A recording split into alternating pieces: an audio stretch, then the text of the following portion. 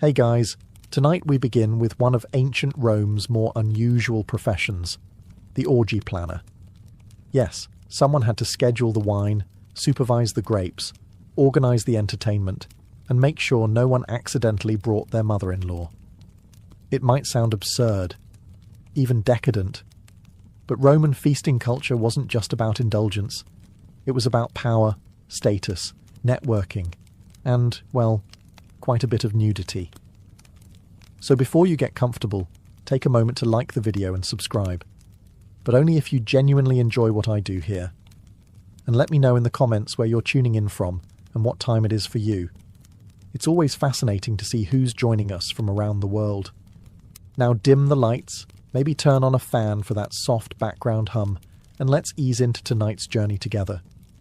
Your eyes open before sunrise, not because you're disciplined, because you're anxious. You're the planner of tonight's elite Roman orgy, which means your brain has already conjured 17 things that could go wrong before breakfast. Your sleeping mat is still warm, your tunic is wrinkled, and someone has already shoved a scroll under your door. It crackles ominously. You unroll it with the grim resolve of a soldier reading his draft notice.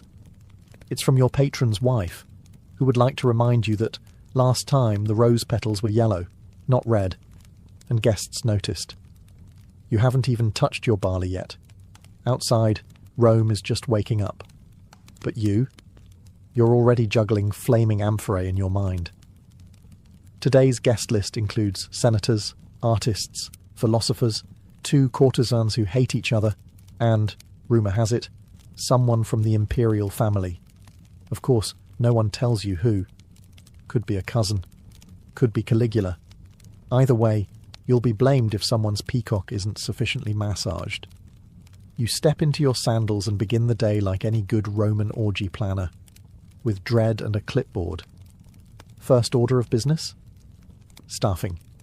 You sent runners yesterday to book flute girls, dancers, a harpist, and a man who walks on his hands while balancing a tray of figs on his feet. None have confirmed. You suspect at least 2 are currently drunk in the Subura. Then there's the food.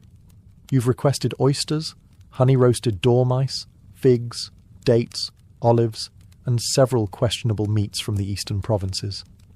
Everything must arrive fresh, or at least freshish. 1 bad oyster, and half the forum will be whispering that you poisoned Senator Gaius. Oh, and don't forget the cushions. Last time, one of the divans collapsed under a toga-heavy magistrate, and the fallout was political.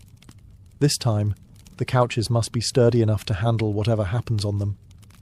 And you know exactly what happens on them. The sun is barely up, and you're already sweating into your linen. You take a breath. You remind yourself, you are a professional, a maestro of madness, a choreographer of chaos.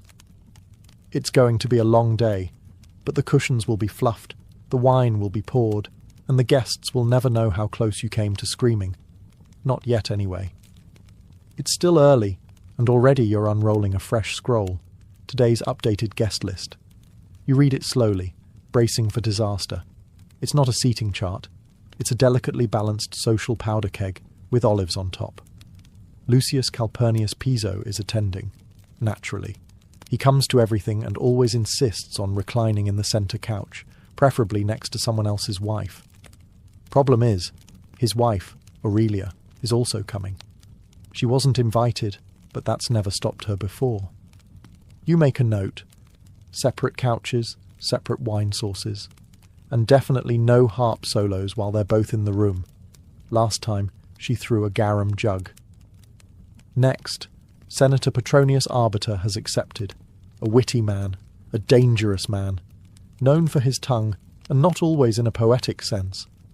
You'll need to seat him far from Junius Blasus, whose poetry Petronius once described as a slow death written in metre. Then you spot it. Domitianus and 2 guests, unnamed. The vagueness is offensive. Could be respected clients, could be gladiators, could be a giraffe in a toga.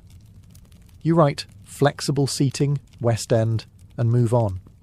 Now for the entertainers, 4 flute girls, 3 dancers, and the mime twins. That's already one more performer than Lucullus approves of. He considers mimes barbaric, His mistress, however, finds them delightful, and he finds his mistress's approval critical to his reputation. The guest list isn't just a set of names, it's a living map of ancient Roman tension. Politics, power, lust, family feuds, and vendettas, all reclining together on silk-covered couches, drinking from the same communal bowl of wine. And of course the real terror, someone important who wasn't invited. You can already hear the whispered accusations. It was intentional, a public insult. I'll never lend him my bath slaves again. You roll up the scroll. You make a new one. You draw arrows, add warnings, circle names. You're not planning a party. You're managing a live diplomatic simulation with aphrodisiacs and roasted dormice. Still, you've done this before. You'll do it again. You just hope, this time, no one stabs anyone over couch placement. Not like last spring. With the guest list finalised, or at least stable enough not to implode, it's time for the next crisis. Provisioning. Planning a Roman orgy isn't about pouring wine and lighting torches. It's about curating a menu so decadent it makes the gods feel underdressed. Your list is already 3 tablets long. Let's start with the basics. Wine. Not just any wine, it must be Falernian, aged and expensive enough to make your sponsor wince. You write 3 amphorae Falernian, 2 of Cacuban for show, 1 of vinegar to serve to the guests who arrive late. Next, oysters, imported fresh from Baiae. Must be alive when they arrive, or at least convincingly moist. You send a note to the seafood vendor reminding him that last time, half the oysters were already dead, and one guest declared it an omen. He's still recovering. Then there's honey-roasted dormice, a staple of Roman decadence. Rolled in poppy seeds and dipped in honey, they must be plump, not stringy. You ask for 50. You'll receive 35. Half will still twitch. You add roasted peacock, stuffed sow's udder, dates from Judea, figs from Carthage, and cheese wrapped in vine leaves. You also scribble down a reminder, no garum accidents near the bread this time. The last event's anchovy-scented rolls nearly caused a riot. For dessert you'll need candied nuts, almond cakes, and some sort of visual spectacle, perhaps a cake shaped like the Colosseum, filled with live songbirds. You'll figure out the baking logistics later. Then comes the perfume budget: myrrh, rose oil, saffron water. Enough incense to make a Vestal Virgin dizzy. You make a note. Discreetly scent the latrines. You stare at the list. It looks more like a military requisition than a menu, and it costs more than a decent villa outside Ostia. But this is Rome. Opulence is expected. Gluttony is style. And your patron's reputation depends on guests being too stunned by luxury to notice that the music is out of tune and someone spilled wine on the marble lions. You hand the scroll to your fastest runner with strict instructions. No substitutions. No apologies. And if he forgets the sugared grapes again, I'm feeding him to the flamingos. Time to pray to Mercury, god of commerce and delivery. Let's clear something up right away. A vomitorium isn't what you think it is. No, Romans didn't build special rooms just to purge mid-feast and make room for more peacock. That's a later myth, probably invented by someone who watched Romans eat and couldn't imagine another explanation.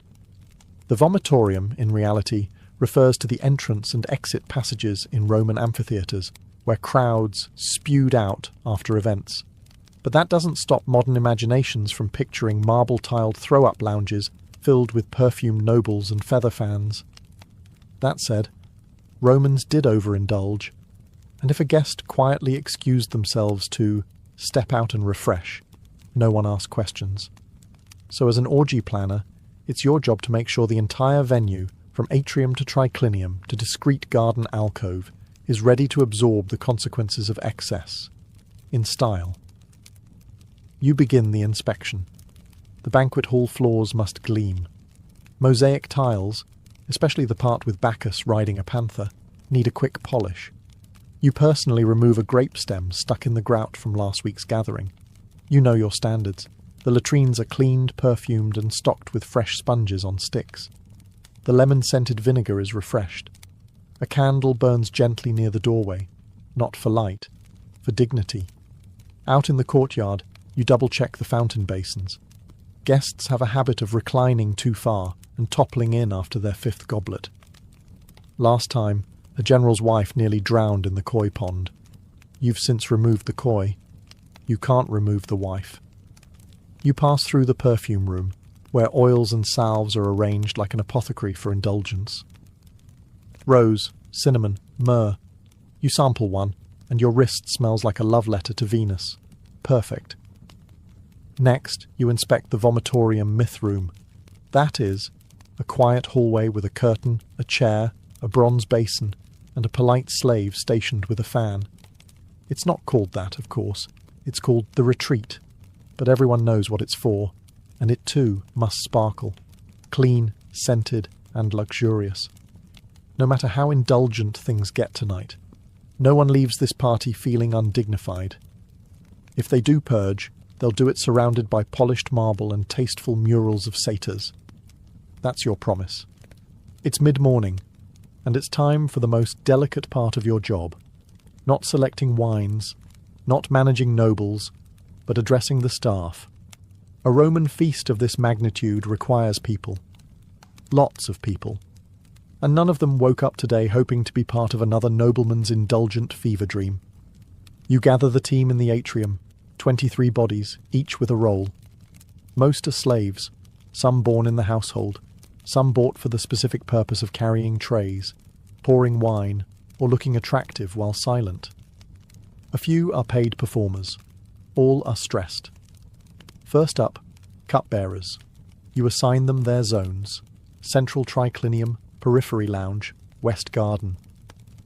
Dilute the strong wine unless told otherwise, you remind them. Some guests think they can handle full Falernian. They cannot. Fan bearers are next, a crucial role. Their timing can make or break a guest's comfort. One gust too strong and you've blown out a candle or exposed someone's secrets. One too weak and someone sweats into a silk cushion. Neither is acceptable.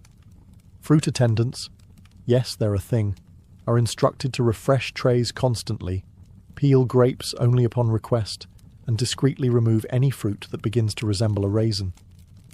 Then there are the musicians, already bickering about tempo. You separate the flute girl from the lyre player. Last time, their disagreement turned into a duet so awkward the guests stopped mid-feast to offer them marriage counselling. The dancers, all oil and eyeliner, lean dramatically against a pillar, pretending not to listen. You run through their cues anyway. No improvisation, you say sharply. We are not reliving the Bacchic fire incident. You make eye contact with the youngest slave, a boy no older than 10, who's responsible for collecting discarded sandals. You nod once. He nods back. A silent pact is made. He will not fail you. Finally, you give your usual speech. Tonight, you are invisible unless summoned. You are silent unless spoken to. You are grace, rhythm, and elegance incarnate. Or I swear by Jupiter, I will assign you to sponge duty until Saturnalia. There's a pause. Then a collective nod. Briefings are complete. You take a breath. The human engine behind Roman debauchery is oiled, powdered, and aligned. For now. It happens every time. The invitations go out, the wine arrives, the silk cushions are plumped, and just when you begin to feel marginally in control, someone hurries into the atrium, out of breath, with that familiar look. The musicians haven't arrived. Of course they haven't. You grit your teeth. You specifically booked a flute girl, 2 cithara players, and 1 backup aulos duo in case of exactly this situation. And yet, here you are, staring down the barrel of silence at a party where silence is considered a civic offence. You send your most reliable runner to the Subura district, Rome's chaotic marketplace of noise, smells, and bad decisions. Find them, you instruct, alive, conscious, and dressed. You don't even ask why they're late. You already know. They're either still asleep, too drunk to walk, or tangled in a romantic entanglement that began at last night's Saturnalia rehearsal and never stopped. The dancers are now complaining that without musicians, they can't rehearse. The poets are delighted, assuming this means more stage time. You quickly squash that idea. No one wants Gaius's ode to his mother's third marriage recited at a party where people are eating sugared dormice. You consider contingency plans. The house cook knows 2 songs on a cracked reed pipe. A nearby slave has a decent singing voice if kept off the wine. Worst case? You hum in rhythm while someone shakes a jar of lentils. You pray it doesn't come to that. Then, like ghosts emerging from incense, the musicians appear, fashionably dishevelled, vaguely apologetic, and smelling faintly of spikenard and poor decisions. One of the flute girls is missing a sandal. The other looks as though she's had her heart broken by at least 3 senators. Still, they're here. You assign their stations. One in the atrium, one near the main dining hall, one in the garden for ambience. You stress. No dramatic tempo shifts, no dirges, no impromptu solos unless someone's actually dying. They nod. Sort of. You exhale. Crisis averted. For now. But you keep your eye on the lyre player. He's tuning it slowly, lovingly. Far too lovingly for someone who isn't about to ruin everything with an improvised love ballad. You make a note. Station him near the door. Easy removal. If music is the soul of the party, seating is the strategy. You're not just placing guests on couches. You're navigating rivalries, romances, and enough unspoken tension to collapse a marble villa. The Roman triclinium, the classic 3-couch setup, seats 9. Technically, comfortably, closer to 7 if no one brings their pet leopard. You begin by sketching it all out on a wax tablet, muttering to yourself like a general planning a siege. Centre couch, that's where the status goes. The summus locus, the place of honour, is reserved for the guest of highest rank. Unfortunately, 2 people think they're that person. Senator Piso and Governor Crispus both claim the title by birth, marriage, and sheer self-confidence. You'll need to decide who gets the top spot and who gets mildly poisoned wine. You also need to keep lovers near each other, but not too near, unless they're ex-lovers, in which case they must be divided by an entire bowl of olives and someone charming but very boring in between. Then there are the seat fillers, charming but forgettable citizens who exist to keep the peace. You place a wealthy equestrian next to a dramatic poet to absorb the impact. The equestrian won't understand the poem, and the poet will love the attention. It's a symbiotic arrangement. You assign courtesans to strategic locations, near the lonely, the rich, or the recently divorced. You also assign 2 of them to the west side, not because it matters, but because it will bother Aurelia, and she needs something to complain about other than the wine temperature. Of course, you leave room for unpredictability. Someone will arrive uninvited. Someone will switch seats to make a statement. Someone will spill wine and demand a full reshuffling.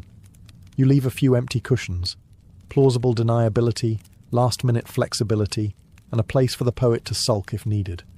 With the seating plan finished, you admire your work like a sculptor regarding his marble, knowing full well someone will hit it with a hammer before sunset.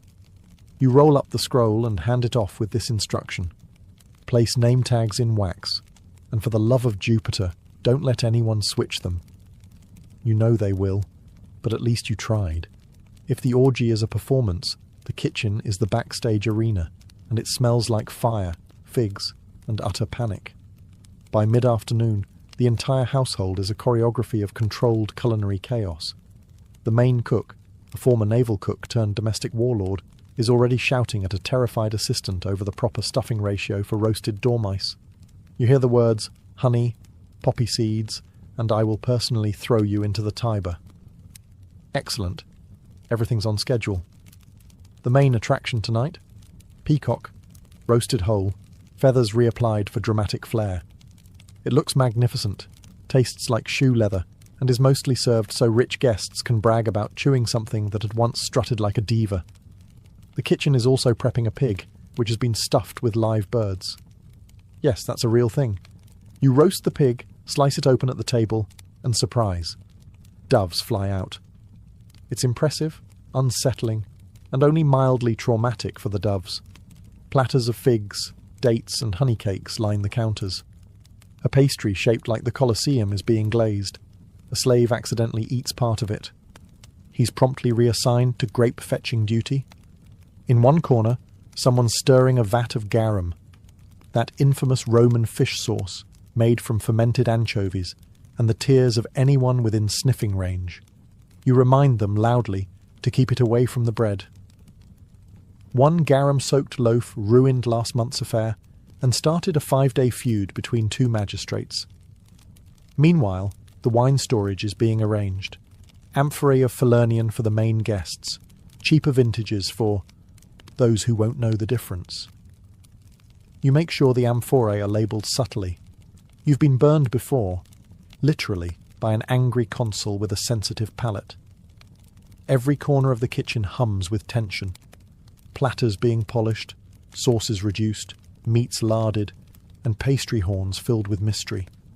You're everywhere at once, sniffing, tasting, directing. You're not just managing a meal, you're managing an edible spectacle that's expected to impress, intoxicate, and survive being hurled during an argument. As you walk past the oven, the head cook barks, "If anyone drops another dormouse, I'm feeding them to the peacock." You nod. Things are going well. You'd think selecting a scent would be easy, but in ancient Rome, perfume is a statement, and tonight's orgy is no place for amateur olfactory choices. The guests won't just taste and see opulence, they need to smell it. The air must reek of wealth, temptation, and the kind of confidence only achievable by people who bathe in imported rose oil. So you descend into the storage chamber, where tiny alabaster jars line the shelves like sacred relics. Myrrh from Arabia, cinnamon oil from Ceylon, saffron from Cilicia, and an experimental blend called Essence of Nile Lotus, which smells like an expensive pond. You've sniffed everyone. Twice. You begin composing the fragrance strategy like a battle plan. The atrium will smell of citrus and cedarwood, sharp, fresh, a clean opening note. The main triclinium? That's for heavier scents. Myrrh, frankincense, a touch of musk. It should whisper, "You might make a mistake tonight, and that's okay." The private garden alcoves, where secrets will be exchanged and togas will be strategically misplaced, get the seductive blend. Rose, cinnamon, and just enough spikenard to make someone faint if they stand too close. Then there's the perfumed oils for guests' hands and feet. You assign an attendant to warm them slightly. No one wants cold oil. Cold oil is for barbarians. Warm oil is for seduction and good lighting. And yes, you've scented the latrines too. You're not a barbarian either. You instruct your staff, "Don't overscent. We want luxury, not suffocation. If a senator walks in and blames the smell for his nosebleed, we've gone too far." One of the dancers requests a personal scent, something hypnotic. You give her a blend so potent it once caused a minor riot during a Saturnalia feast. You warn her. She smiles. She'll use it anyway. You walk through the halls, trailing your nose like a trained hound. The atmosphere is beginning to bloom, warm, spiced, opulent. A perfumed breeze wafts through the triclinium like a whispered secret. You nod. This is what indulgence smells like. Scented, lit, and fully armed with aroma, the house is nearly ready to receive its guests. All it needs now is chaos.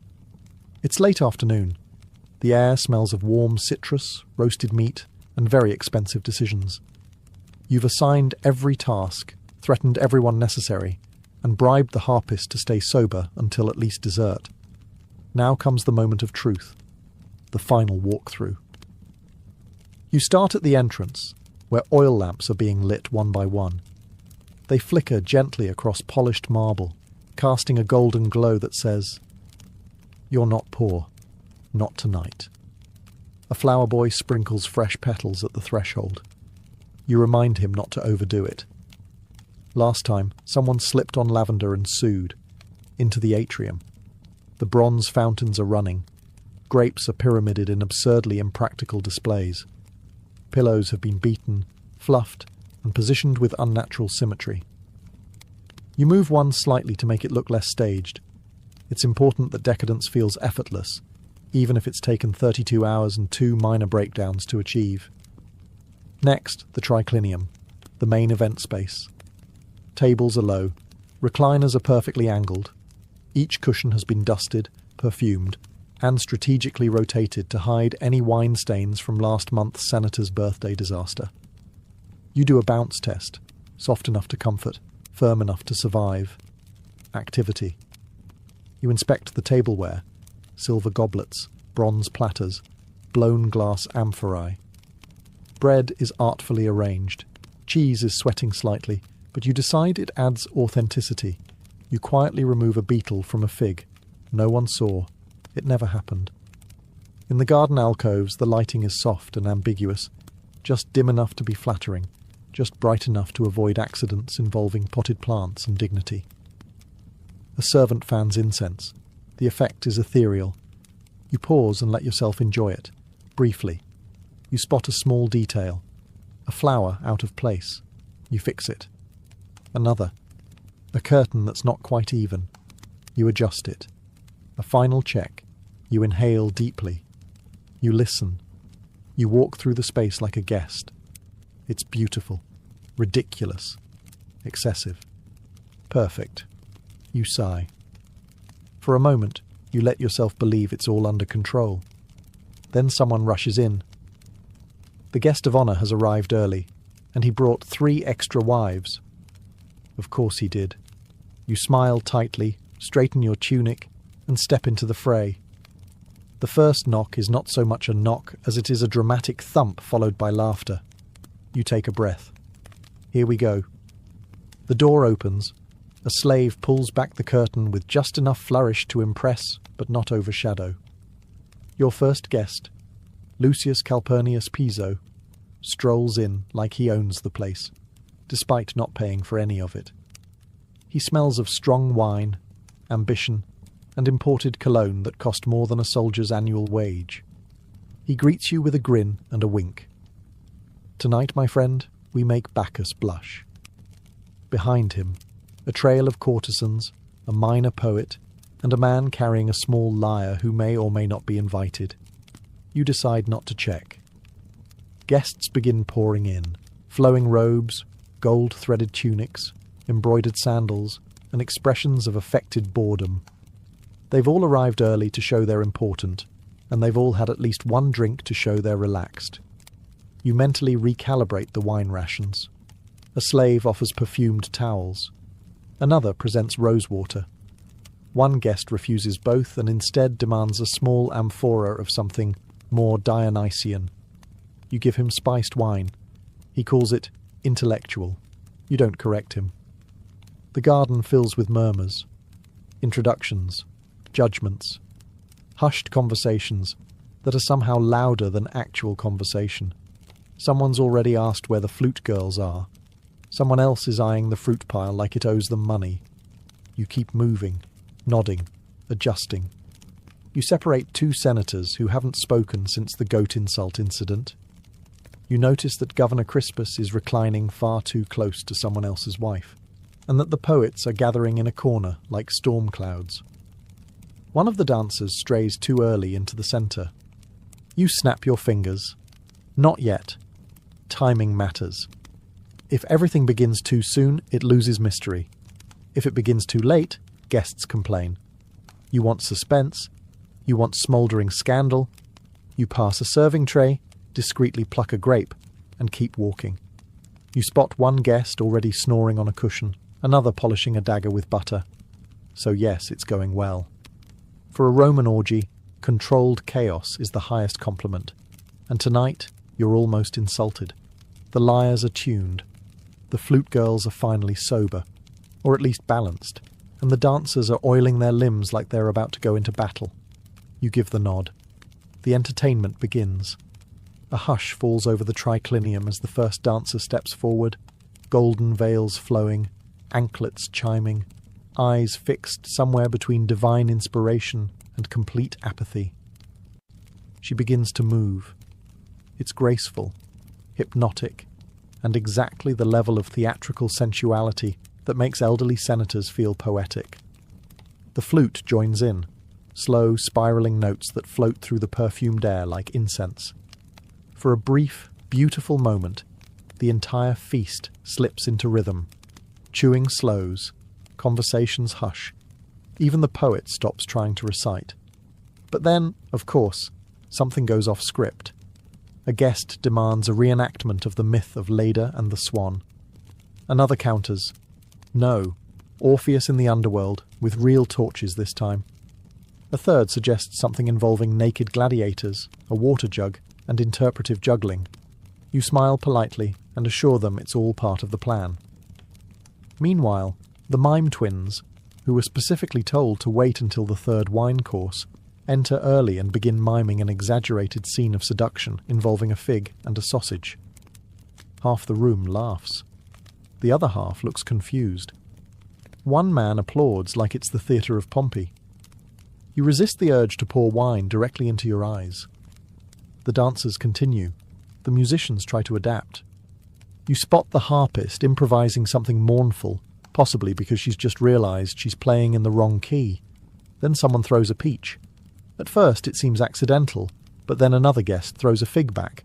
Now it's participatory. You step in quickly, raise your hand, and declare it a symbolic offering to Bacchus. Everyone cheers. Crisis averted. You make a note to never serve throwable fruit again. The entertainment surges forward.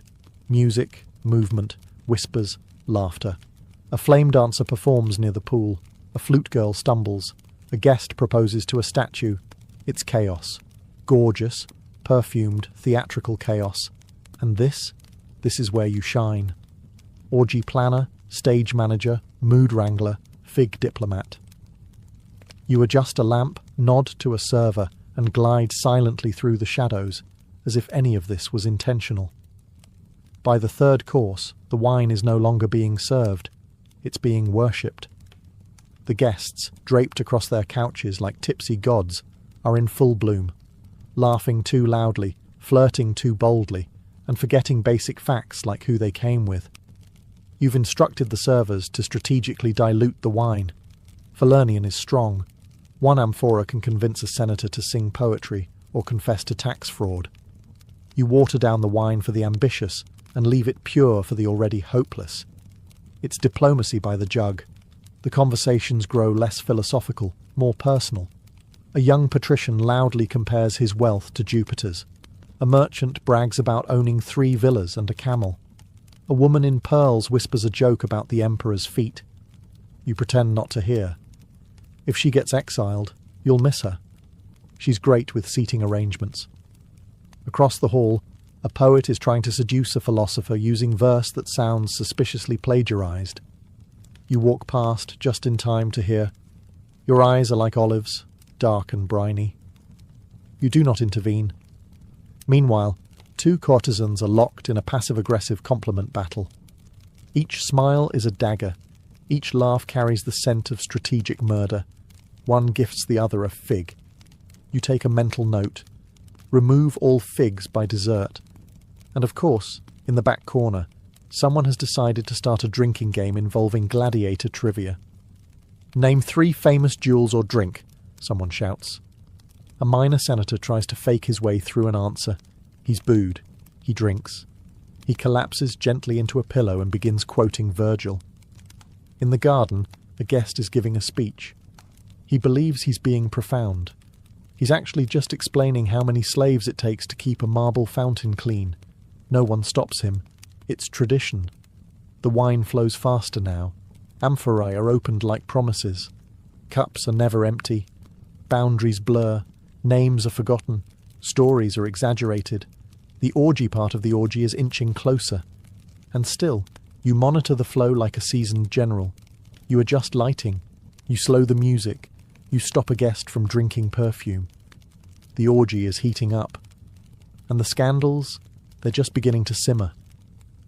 By this point in the evening, the party has transitioned from structured decadence to unstructured mythological nonsense.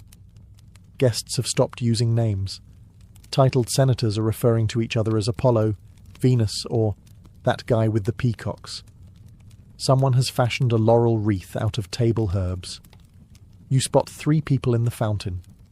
One appears to be trying to baptize the others. You decide not to ask. This is the moment where most hosts would panic. But you?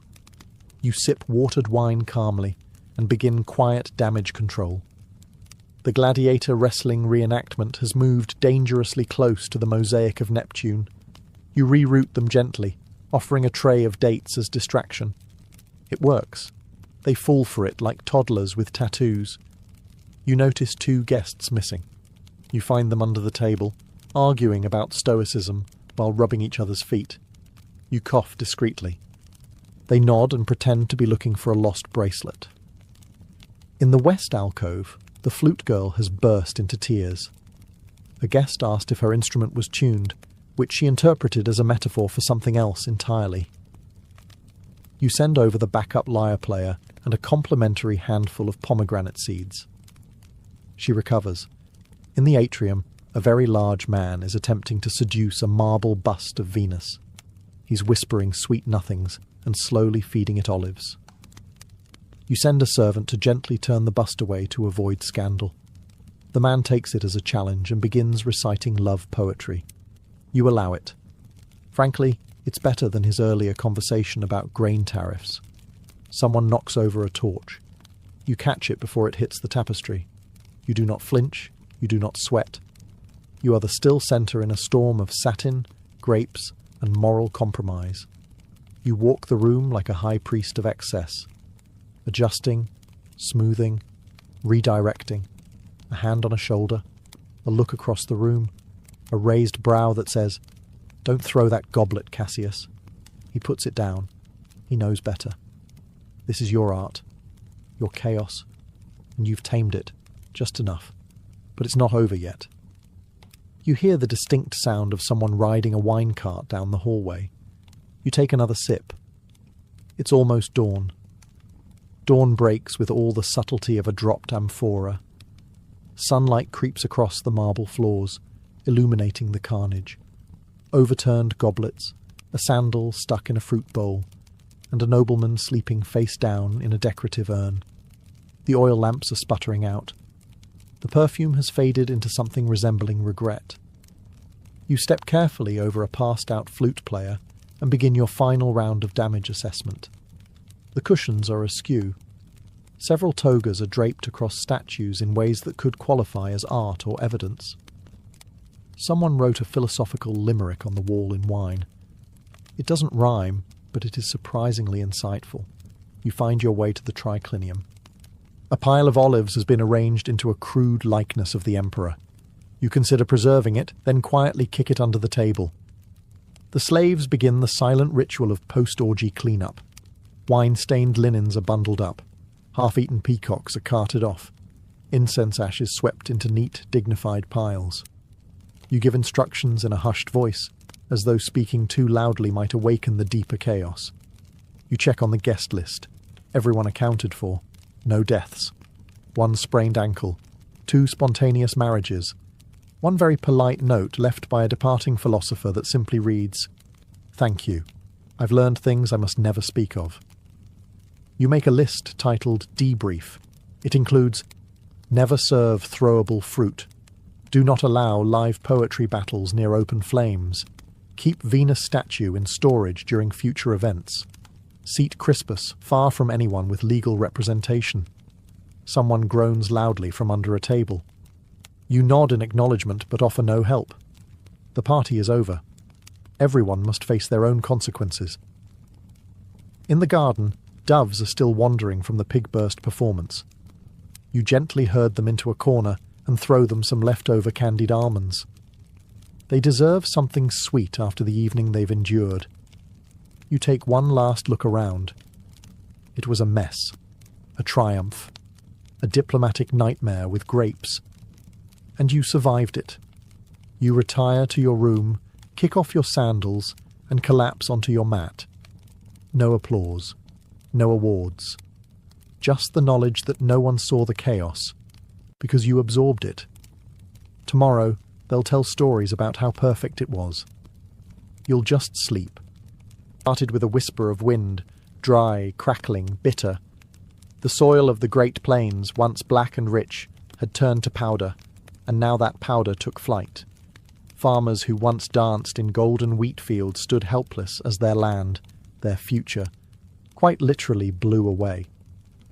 The 1930s weren't kind to anyone, but for families from Oklahoma, Texas, Kansas, and eastern Colorado, the land itself became the enemy. They had trusted the soil. That was the tragedy. Encouraged by government incentives and promises of prosperity, thousands of families had ploughed up native grasses to make way for row after row of wheat. But they weren't told that those native grasses were the only thing holding the land in place. And when the rains stopped in 1931, they didn't return. Year after year, the drought deepened. Without roots, the topsoil had nothing to hold it down. It began to lift, carried away by the wind in ever-thickening clouds. The storms came suddenly.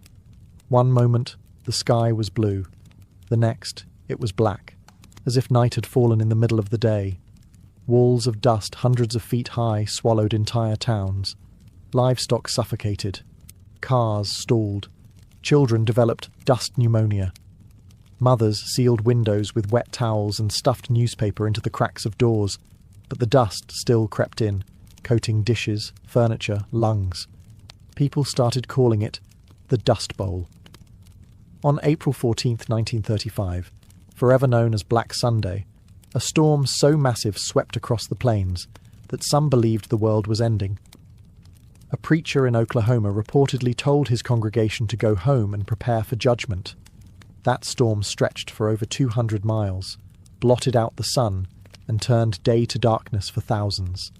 And with it came a realization. They couldn't stay. The soil was gone. The crops were gone. The livestock were dying. Children were coughing up dirt. What was once a land of hope had become a graveyard of dreams. And so, with battered pickup trucks, jalopies held together with wire, and everything they owned strapped to the roof, families turned west, toward California, toward survival, towards something, anything better than this.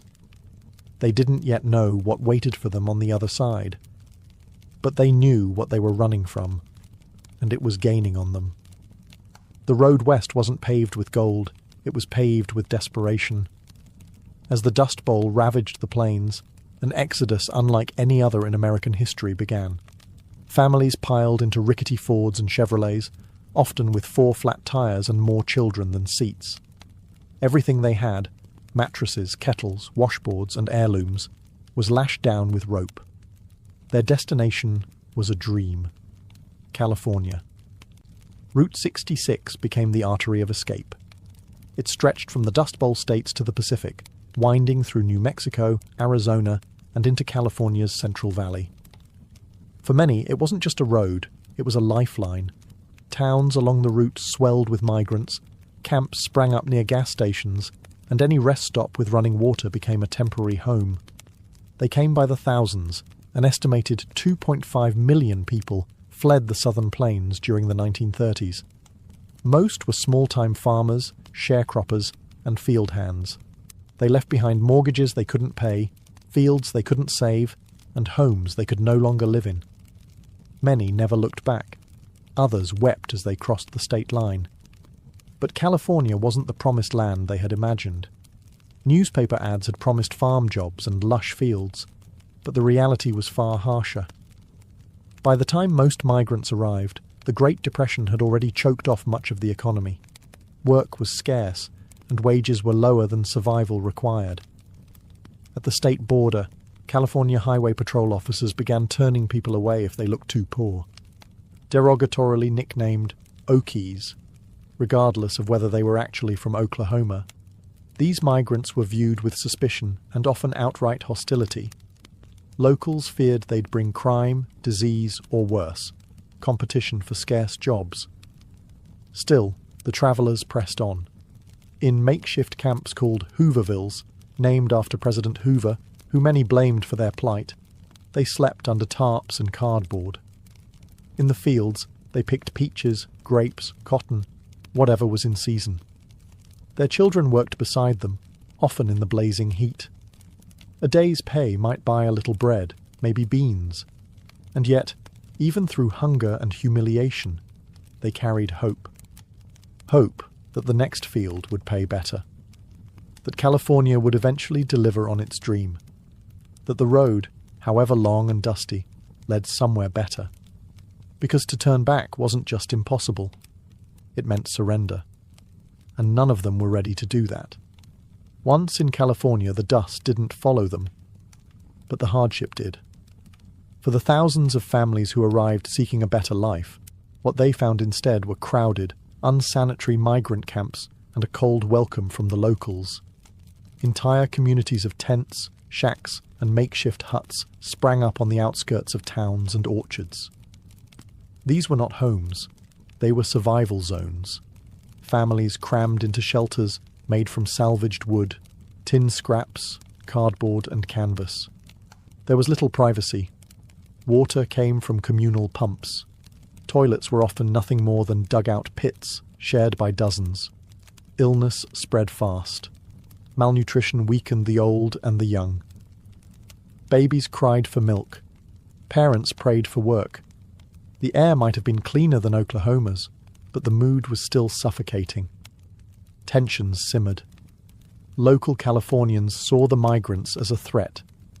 They feared that the flood of desperate labourers would undercut wages, and they were right. Growers could now offer pennies for back-breaking field work, knowing that someone, somewhere, would be desperate enough to take it. And so, wages plummeted. Conditions worsened. Exploitation became the norm. Sometimes the migrants' only refuge came from the federal government. The Farm Security Administration, FSA, created a handful of labour camps, like the one in Arvin, California, offering sanitation, medical care, and basic dignity. These government camps were different. Organised, clean, even democratic. Residents elected committees and settled disputes internally. But there weren't enough of them. Most families lived outside this safety net, in the informal, lawless settlements that ringed the agricultural valleys. They were often harassed by police, driven out of towns by angry mobs, or forced to keep moving to avoid detection. Local authorities labelled them vagrants. Some children were denied schooling. Others were too sick, or too busy working in the fields, to attend. And yet inside these camps, a culture of resilience grew. People played guitars around campfires. They told stories. They shared food. They sang.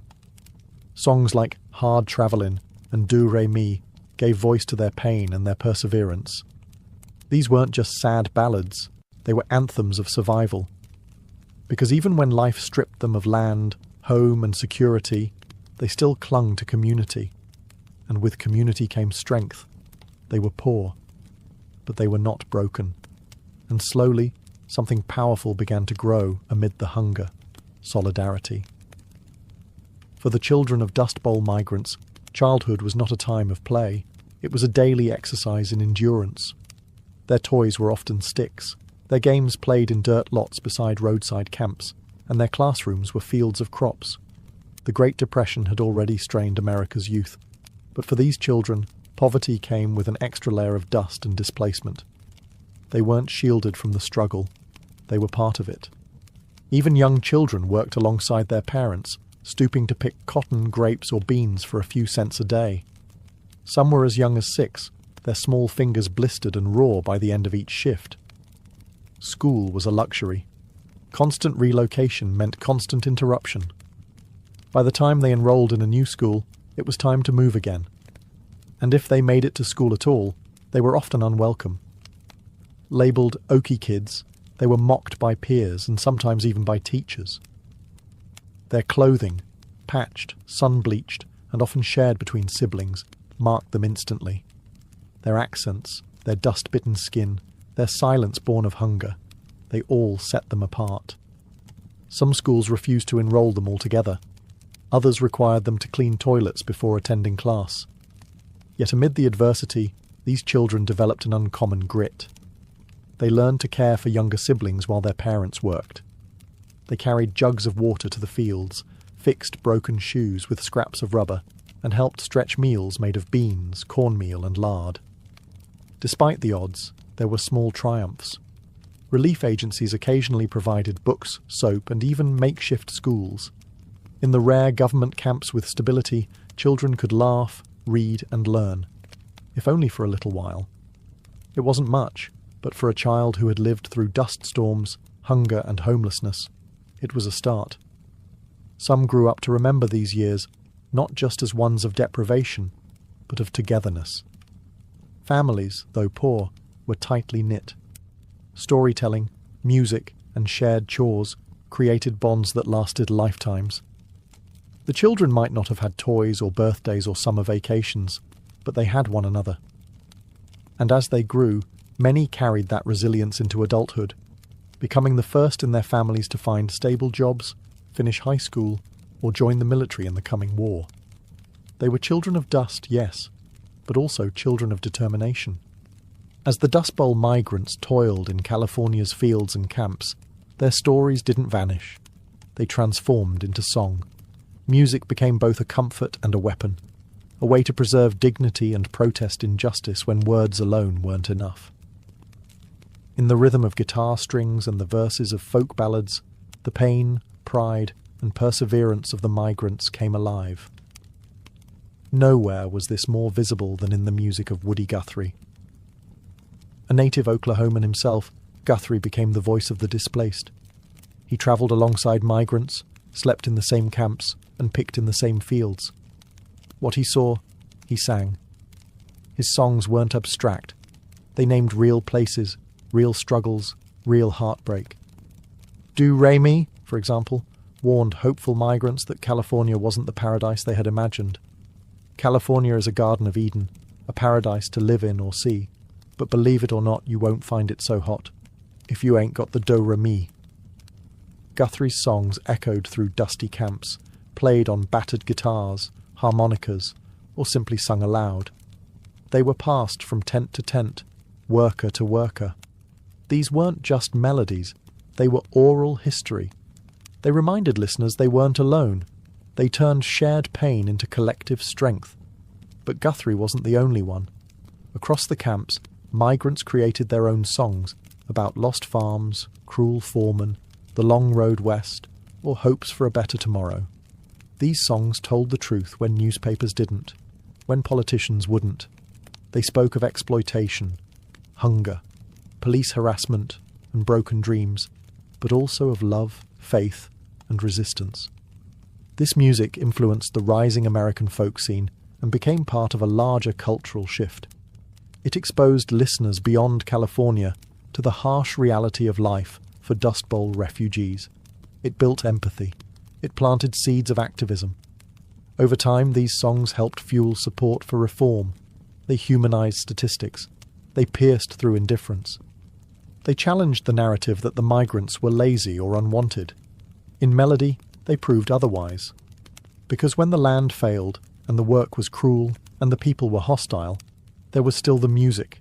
It fed souls when bodies starved. It gave voice to the voiceless. And it reminded every man, woman, and child beneath a canvas roof, you matter, you belong, you endure. The migrants had their songs, but they also found a voice in literature, one that would echo far beyond the camps and fields. That voice belonged to John Steinbeck, a California native who witnessed the Dust Bowl migration firsthand and transformed the plight of the displaced into one of the most powerful novels in American history, The Grapes of Wrath. Published in 1939, The Grapes of Wrath followed the fictional Joad family, Okies from Oklahoma, as they made the harrowing journey west and encountered the brutal realities of migrant life. But while the characters were fictional, their suffering was very real. Steinbeck had travelled through migrant camps, spoken with families, and documented their lives in searing detail. He was outraged by what he saw: malnutrition, police violence, wage theft, and the erosion of human dignity. His words were not gentle. They were raw, furious, and unflinching. He described babies starving to death, men breaking under humiliation, women doing back-breaking labour while hiding pregnancies. Steinbeck didn't romanticize the poor. He honoured them. He saw in them a resilience that refused to die. The novel sparked a firestorm. Some called it un-American. Growers and local officials denounced Steinbeck, accusing him of exaggeration and slander. One California Chamber of Commerce even burned copies of the book, but readers across the country couldn't look away. Suddenly, the faceless Okies had names, stories, and beating hearts. Steinbeck's work did more than raise awareness. It pushed for action. His reporting, combined with the influence of the Grapes of Wrath, helped pressure the federal government to investigate labour abuses and improve conditions for migrants. It brought national attention to a crisis many preferred to ignore. And just as important, it preserved a record. Long after the camps vanished and the winds settled, Steinbeck's story remained. For the children and grandchildren of the Dust Bowl migrants, it became a touchstone, a proof that what their families endured mattered, that their struggle had been seen. In a time when the poor were expected to suffer silently, the Grapes of Wrath shouted. It demanded that the nation listen, and many did. Because sometimes the most powerful form of resistance isn't a protest sign or a song, it's a story. And Steinbeck told it like no one else could. As the Dust Bowl migrants flooded into California and the American public began to grasp the scale of the disaster, the federal government, under President Franklin D. Roosevelt, was forced to act. The suffering was simply too visible to ignore. Children were starving, camps were overflowing, fields were filled with desperate labourers, and America's image of itself as the land of opportunity was unravelling in real time. Enter the New Deal, Roosevelt's sweeping series of programs designed to rescue the country from the Great Depression. While the New Deal didn't solve every problem migrants faced, it marked a turning point. Agencies like the Resettlement Administration and later the Farm Security Administration, FSA, were created to offer aid, restore dignity, and attempt long-term solutions. The FSA, in particular, focused on the plight of displaced rural families. It built government-run labour camps in California and other states, structured communities with clean water, toilets, medical care, schools, and even playgrounds. These camps weren't luxurious, but to families who had slept in ditches and roadside tents, they were sanctuaries. Residents elected their own leaders and handled disputes internally, creating some of the only democratic spaces these families had ever known. The camps also became cultural havens. There were libraries, music events, even classes in English and farming. For many, they were places where a new kind of rural American identity began to take shape, one that valued self-governance, solidarity, and pride. Outside the camps, the New Deal offered jobs through the Works Progress Administration, WPA, and the Civilian Conservation Corps, CCC, although these were often hard to access for transient migrants. But one of the most lasting contributions came not in dollars, but in documentation. Under the FSA's direction, a team of photographers, including Dorothea Lange, was sent to capture the human cost of the crisis. Her haunting photo, Migrant Mother, became an instant symbol of Dust Bowl-era suffering. It gave the faceless a face. It gave the ignored a voice. Still, not all relief efforts reached everyone. Racism, red tape, and local resistance often excluded the very people who needed help the most. Yet for many families, the New Deal wasn't just a policy. It was a lifeline. It was proof that the government, at last, was trying to listen. And for once, help came before it was too late. By the late 1930s, many Dust Bowl migrants were no longer just surviving. They were organising. Years of exploitation, broken promises, and dehumanising labour conditions had pushed them to a tipping point. What began as quiet grumbling in the fields grew into a movement. A wave of strikes, boycotts, and labour protests swept through California's agricultural valleys as migrants demanded better wages, safer conditions, and basic human dignity. It was a dangerous gamble. Growers were powerful. They had money, political connections, and the police on their side. Striking workers were often arrested, beaten, or run out of town. Some were blacklisted from future employment. Others were attacked by hired enforcers. But despite the risk, the workers stood their ground. Organisations like the Cannery and Agricultural Workers' Industrial Union and the United Cannery, Agricultural, Packing and Allied Workers of America, UCAPAWA, began to emerge, offering a rare but essential support system. Though often underfunded and fragmented, these unions helped teach workers how to negotiate, how to protest peacefully, and how to document abuses. For many migrants, especially women, joining a strike wasn't just about money. It was about voice. Mothers marched with children in their arms. Teenage daughters stood beside fathers in picket lines. In some camps, entire families were evicted for trying to unionize. Yet the courage remained. In 1933 and 1934, massive cotton strikes broke out across the San Joaquin Valley. Thousands walked off the job.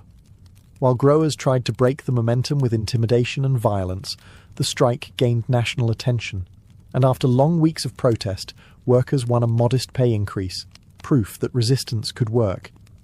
Journalists and writers documented these uprisings. Photographers captured images of tired but defiant picketers. Labour organisers like Luisa Moreno and Dolores Huerta, though their most famous work would come later, stood on the shoulders of these early migrant movements. The Dust Bowl refugees weren't just poor, desperate people. They were political actors, survivors, fighters. Even as their accents marked them as outsiders and their clothes betrayed their poverty, they refused to be silenced. They were no longer just victims of weather and economics. They were now shaping the narrative. In standing up for themselves, they began to change not just their own lives, but the future of labour in America. And their fight was just beginning. By the early 1940s, the worst of the Dust Bowl had passed. Rain finally returned to the plains. The economy, bolstered by the demands of World War II, began to recover. Many migrant families who had once wandered from field to field found permanent homes, steady work, and a fragile sense of normalcy. But the migration had already left a deep, irreversible mark on American society, culturally, politically, and emotionally. The children who once picked fruit under a blazing sun grew up to serve in the military, attend college through the GI Bill, and raise families of their own. Some became farmers again, this time with greater respect for conservation and the land. Others moved to cities like Los Angeles and Bakersfield, laying the foundation for working-class neighborhoods that still exist today. Culturally, the Dust Bowl migration reshaped California. Once seen as outsiders, Okies gradually became part of the fabric of the state. Their music, language, and values blended with local traditions, giving rise to new genres, like the Bakersfield sound in country music, made famous by artists like Merle Haggard, himself the son of migrants. The pain and pride of those years never vanished. They just found new ways to speak. In literature, The Grapes of Wrath became a permanent fixture on American bookshelves, a reminder of both the nation's cruelty and its capacity for compassion.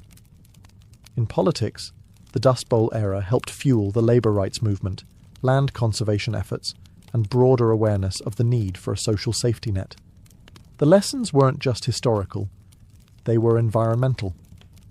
The Dust Bowl taught America the danger of abusing the land. Soil conservation districts were established, farming techniques were reformed, and ecological stewardship became a national conversation. The wounds left by reckless agriculture were deep, but not forgotten. And perhaps the most enduring legacy was that of resilience.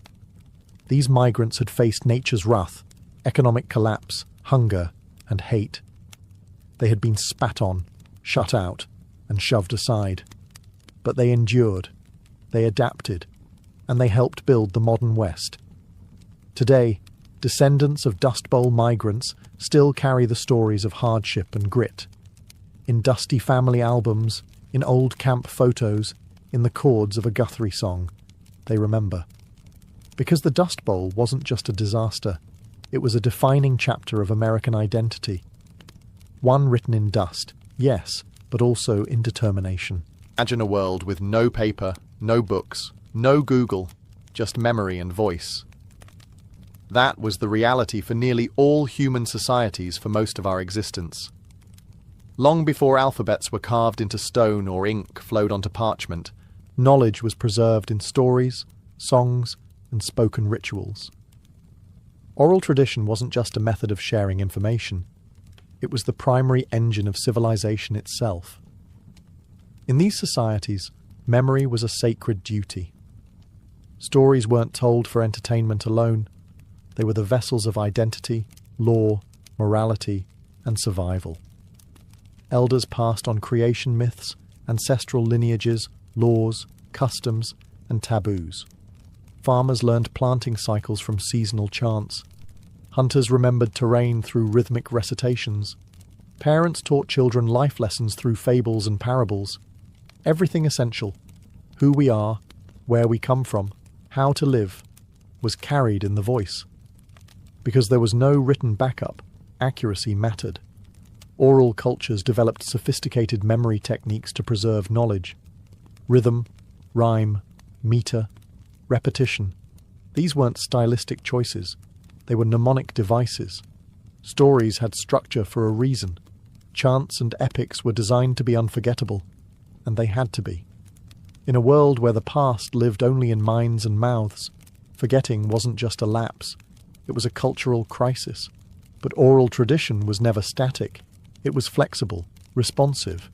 Each retelling carried a pulse of the present. A storyteller might adjust a tale for a new audience, or shift emphasis depending on context. This made oral knowledge both enduring and adaptable, a living, breathing archive. It wasn't stored on dusty shelves. It walked, talked, danced, and sang. Storytellers themselves held immense social power. In many cultures they were revered. They weren't just performers. They were memory keepers, truth bearers. In some places, they were spiritual guides or political advisors. In others, they held the sole responsibility for preserving centuries of wisdom. Losing a master storyteller could mean losing a nation's history. In the absence of written words, societies didn't descend into ignorance. They found other ways to thrive. Oral tradition ensured continuity across generations. It stitched time together. It connected the dead to the living, the individual to the community, the past to the future. And in many corners of the world, it still does. In the heart of West Africa, history walks and talks. It sings. It remembers.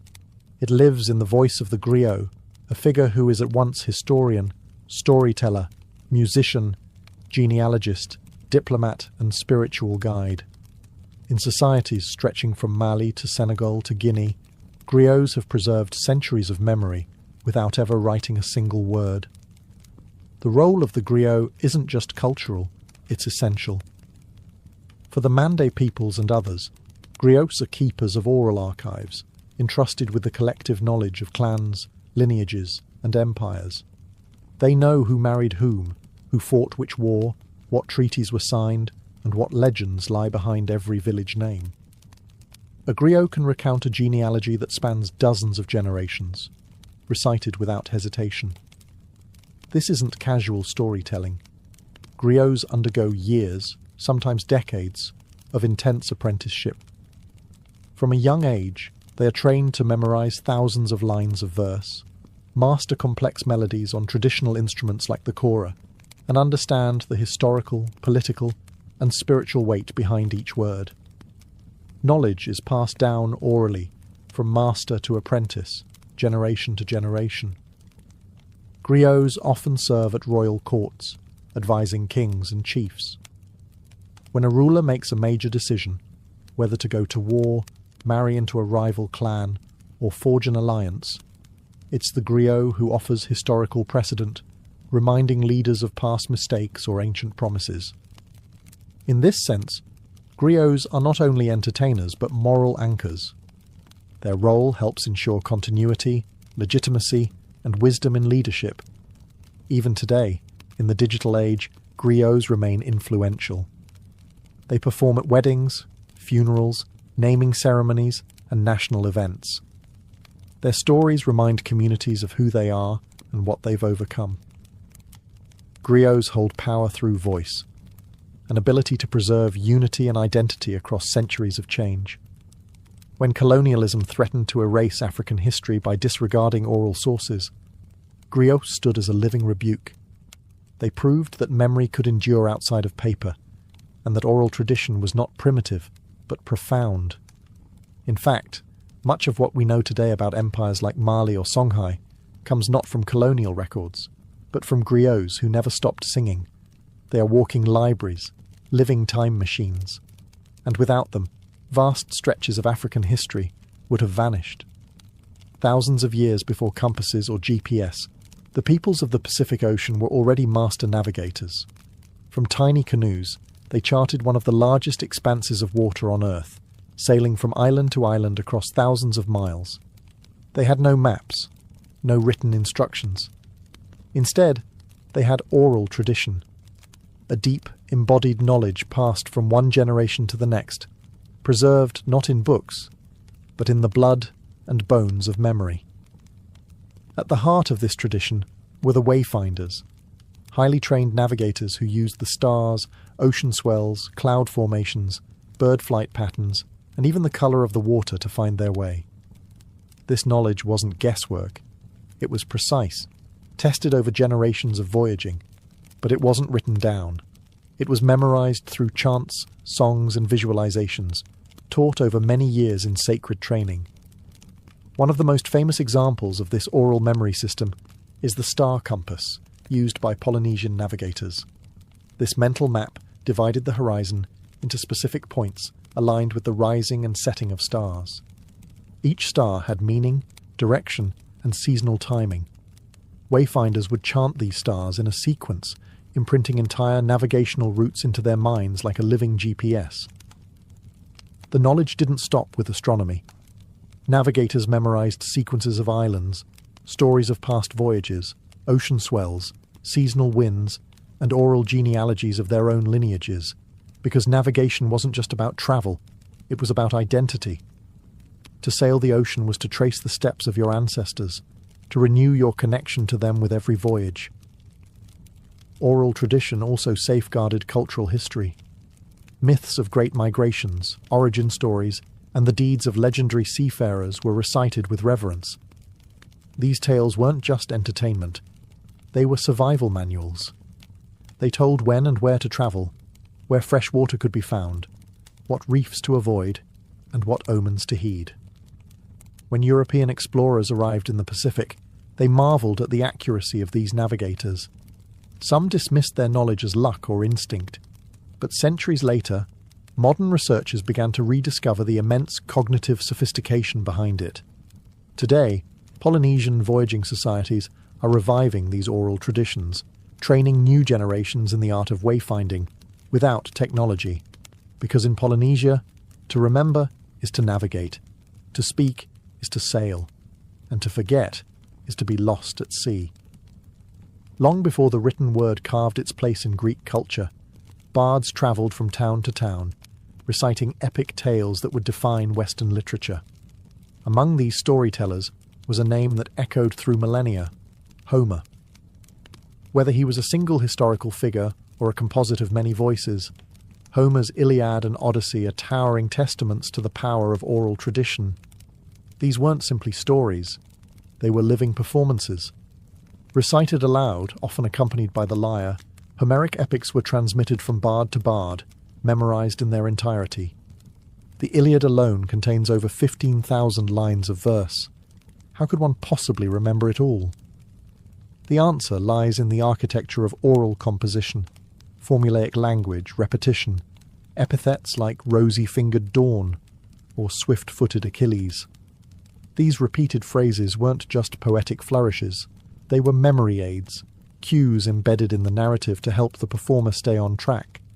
This method of oral composition allowed for flexibility. No two recitations were ever exactly the same.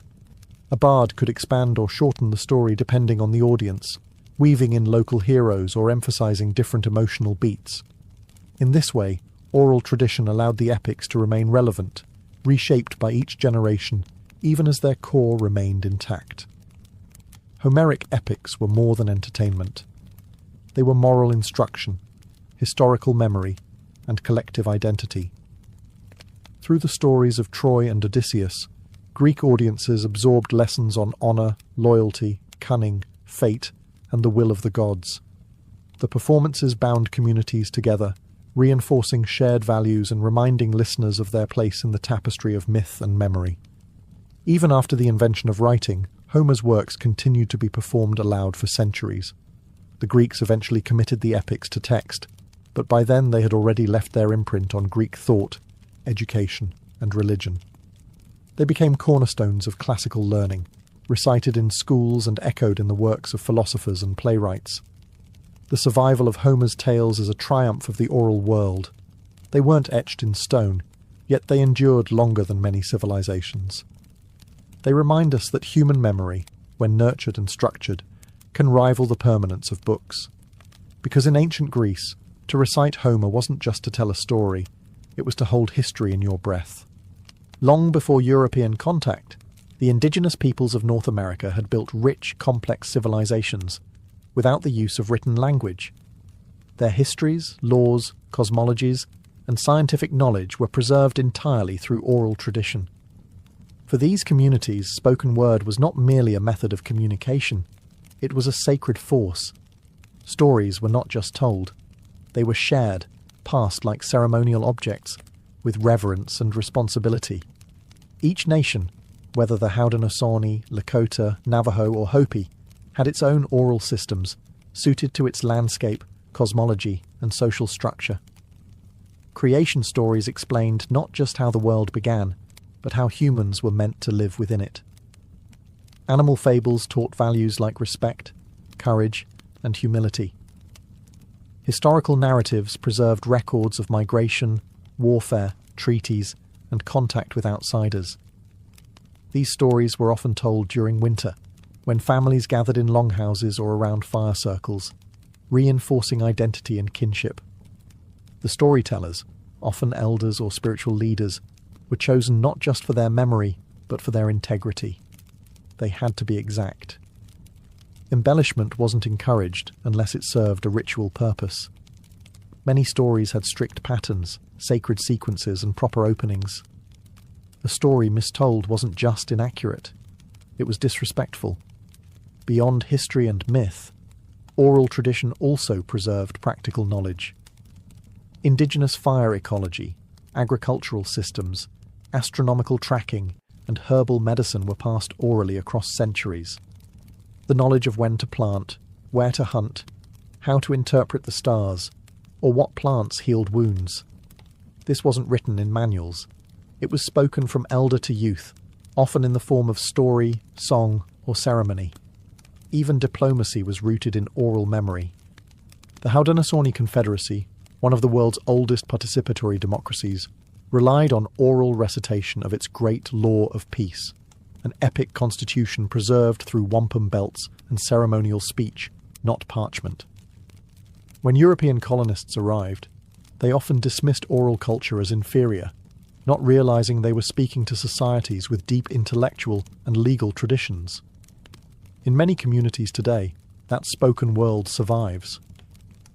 Despite centuries of forced assimilation and cultural erasure, Indigenous elders still pass on songs, names, and wisdom. Some tribes are revitalizing endangered languages by reviving storytelling ceremonies, knowing that when language dies, stories die too. But as long as a voice remains, memory survives. And through it, nations endure. Long before holy books were bound in leather and placed on altars, the sacred moved through speech. In nearly every major religious tradition, the earliest teachings were carried not on scrolls but in the human voice, recited, memorized, and preserved by devoted followers. Oral tradition wasn't just a method of communication in these faiths, it was the very vehicle of revelation. Take Hinduism, one of the oldest continuous religions on earth. The Vedas, Hinduism's foundational texts, were transmitted orally for centuries before being written down. Sanskrit priests known as Pandits or Brahmins were trained from childhood to memorize vast volumes of text, down to every syllable and intonation. The Vedas weren't just words, they were sounds believed to hold cosmic power. Accuracy was essential. Mispronunciation could distort the spiritual effect. And so, oral recitation was treated with precision, rhythm, and reverence. In Islam, the Quran is considered by believers to be the literal word of God as revealed to the Prophet Muhammad, not written, but recited. Even today, millions of Muslims memorize the Quran in its entirety, a practice known as becoming a hafiz. The oral tradition here isn't a supplement to the text, it's central. The melodic cadence of Quranic recitation, passed from teacher to student, sustains spiritual meaning and connects the listener to centuries of unbroken transmission. Christianity also began as an oral tradition. The stories of Jesus, the parables, the early miracles, they were shared aloud in gatherings before the Gospels were ever written. Early Christian preachers travelled from village to village, speaking to crowds, debating, converting. Even after the New Testament was compiled, most congregants couldn't read. Faith was still heard, not read. Psalms were sung. Sermons were preached. Scripture lived in ears before eyes. In Judaism, oral tradition forms the backbone of rabbinic teaching. The Mishnah and Talmud, key texts of Jewish law and interpretation, were initially preserved through complex oral chains of transmission. Rabbis debated and discussed teachings aloud, often committing thousands of lines to memory before anything was committed to ink. Across faiths, oral tradition ensured that the divine remained living, dynamic, spoken, and sung. Even today, believers continue these practices. Scripture is chanted, prayers are recited, mantras are whispered. Because for the faithful, the sacred isn't just what's written, it's what's heard, it's what's remembered, and it lives in the human breath. Long before modern courtrooms and printed legal codes, communities across the world upheld complex systems of law through oral tradition. Justice wasn't dispensed by reading from a book, it was spoken, memorized, and performed. In these societies, legal knowledge was a living memory, carried by elders, chiefs, judges, and councils, who ensured that fairness, obligation, and punishment were remembered and respected. Among the Gaelic Browns of Ireland, justice was entirely oral for centuries. The Browne laws, a detailed and intricate set of legal principles governing everything from land disputes to honour debts, were transmitted by trained legal scholars who memorized thousands of verses and precedents. These judges didn't carry books, they carried legacy. They recited decisions with precise language, referencing past judgments and using poetic form to aid memory and preserve consistency. In sub-Saharan Africa, many societies relied on elders and councils to enact justice through oral systems. In the Igbo, Zulu, or Ashanti traditions, legal matters were resolved in public gatherings, where testimony was spoken, witnesses recounted events, and judgments were issued through consensus. The absence of writing didn't mean a lack of structure. Memory was the law, elders were the archives, and the spoken word held full authority. Similarly, indigenous communities in North America used oral justice systems to resolve conflict and maintain harmony. The Haudenosaunee Confederacy relied on condolence ceremonies and consensus-based decision-making guided by the Great Law of Peace, a constitution transmitted orally and reinforced through wampum belts, beaded mnemonic tools. Laws were often embedded in stories, myths, and metaphors, reinforcing values like reciprocity, respect, and responsibility. These oral systems were not rigid. They were adaptable. They could evolve with changing times, incorporating new realities, without needing to revise written codes. This flexibility made oral law dynamic, deeply embedded in community life, and often more restorative than punitive. When colonial powers imposed written legal systems, many oral law traditions were dismissed as primitive or inferior, but they were anything but. They were community-centered, historically informed, and designed to maintain social balance, not merely enforce state power. Today, some of these oral legal systems are being revived and honoured. In places like New Zealand and Canada, traditional justice models are being integrated into formal systems, not because they're quaint, but because they work. Because in oral law, justice isn't something you read. It's something you hear, something you remember, and something your whole community understands. At the heart of every oral tradition lies a human being, the storyteller. More than just a narrator, the storyteller is a performer, a teacher, and a guardian of cultural memory.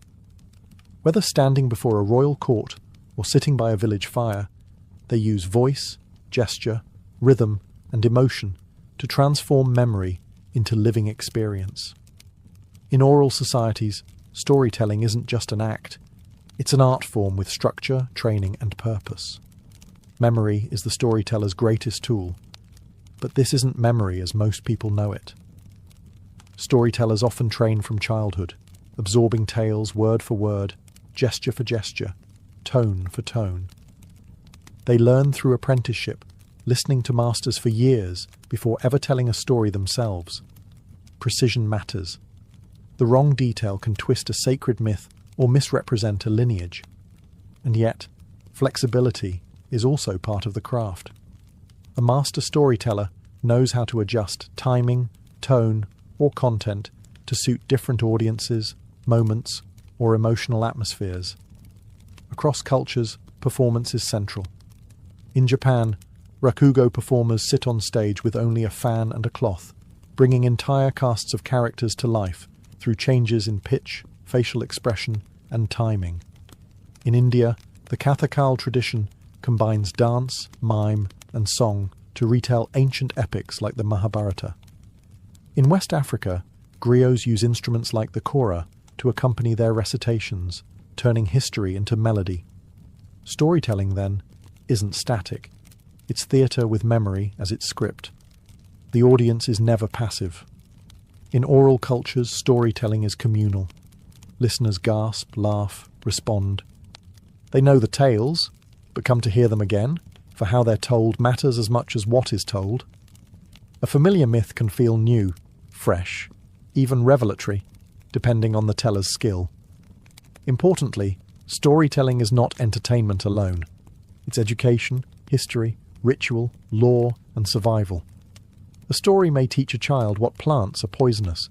It may encode directions across a desert, or rules about kinship and taboo. Often, the lesson is buried in metaphor, understood only with maturity. The storyteller is thus a cultural cornerstone. When they speak, they echo generations. They don't just remember the past, they embody it. Because in oral tradition, memory doesn't live in books, it lives in people. And when they speak, entire civilizations speak with them. In a world ruled by screens, algorithms, and cloud storage, it might seem like oral tradition has faded into the background. But in truth, it's not dying, it's evolving. The digital age, far from erasing spoken heritage, has given it new platforms, new audiences, and new power. Memory, voice, and story are once again central, not just in ancient rituals, but in podcasts, spoken word poetry, voice notes, and viral videos. The medium has changed, but the human impulse remains the same, to remember through voice. Social media, ironically, has brought us back to something ancient. TikTok creators tell modern parables in 60 seconds. YouTubers revive myths and folktales for millions. Podcasts have become the new campfires, where people gather, through headphones instead of hearths, to hear stories that move, teach, or entertain. And in many indigenous and marginalized communities, digital tools are now being used to record elders, revive languages, and archive oral history before it's lost. Technology is also empowering cultures once ignored. Smartphone recordings of grandmothers telling ancestral stories, or children learning tribal songs, are being shared across continents. Entire archives of oral knowledge are now stored online, searchable and shareable. What was once locked in a single storyteller's memory can now be accessed by thousands, with the press of a button. Yet this raises important questions. What happens when oral tradition is frozen into a digital file? Can a recorded story carry the same energy, nuance, or spiritual weight as a live performance? Will future generations still know how to listen, respond, and feel a story in their bones? not just their ears. The digital world gives oral tradition permanence, but also detaches it from the living exchange that once defined it. A story told face-to-face carries gestures, emotion, silence, and community. It is shaped by the mood of the room, the age of the listener, the time of night. Can a story still breathe in a digital archive? The answer may lie in balance. Oral tradition doesn't have to vanish in the face of modernity. It can blend with it. Podcasts can preserve memory. Live-streamed storytelling can unite global audiences. What matters is not the format, but the intention. Because as long as people speak, and others listen, oral tradition survives. Not as a relic, but as a living bridge between past and future. And its next chapter is being written with voice, not ink. War. Tucked deep within Egypt's western desert, beyond dunes that roll like waves and sun-bleached rocks that shimmer under a brutal sun, lies the Siwa oasis, a place of improbable life and ancient mystery. Surrounded on all sides by arid desolation, Siwa is a mirage made real. Cool freshwater springs, groves of date palms, and olive trees where there should be none. But its true claim to fame is not its beauty or its isolation. It's the divine voice that once echoed from its sands.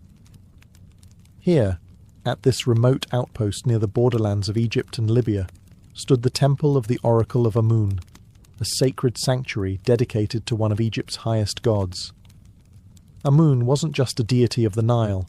His influence extended across empires, merging with the sun god Ra to become Amun-Ra, the king of the gods. But Siwa's oracle wasn't just a religious outpost. It was a spiritual beacon, a place where men came not to worship blindly, but to ask questions of fate and receive answers. Unlike the colossal temples of Thebes or Karnak, the temple of Amun at Siwa was modest in size. Built from limestone and mud brick, weathered by centuries of heat and wind, its strength lay in silence and secrecy. The temple was nestled within the town's sandstone cliffs, overlooking the vast sweep of the desert. It felt less like a monument, and more like a whisper from the divine, hidden, intimate, powerful. The oracle at Siwa was said to speak through the high priest in trances or ritualistic ceremonies, delivering answers from Amun himself. Those allowed to approach the shrine brought questions of war, succession, and identity. Not just common folk, but pharaohs and conquerors journeyed across the blistering sands, seeking a glimpse of their destiny. What made Siwa different was not just its isolation, it was its independence. Though nominally part of Egypt, the oasis existed in its own rhythm. Its inhabitants spoke a Berber dialect. Its priests were not mere tools of the state. They guarded the oracle with fierce autonomy. The desert itself was a barrier, both literal and spiritual.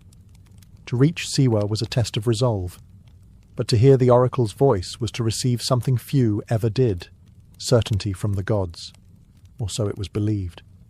The oracle of Amun at Siwa wasn't like other oracles. It didn't dwell in the bustling cities of Egypt or the rich temples of the Nile Valley. It existed in silence, surrounded by nothing but dunes and the haunting wind. This isolation gave it mystique and power. People believed that only in such stillness could the gods be heard. The rituals of the oracle were cloaked in secrecy.